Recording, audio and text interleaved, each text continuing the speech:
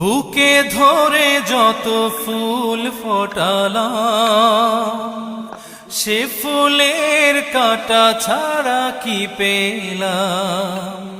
ভাগ্যের পরিহাসেরই নাম।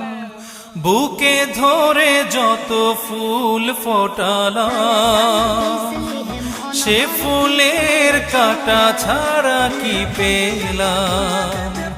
ভাগ্যের পরিহাসেরই নাম। কেন নিয়তির কাছে বারে বারে হেরে যায় মানুষ এমন।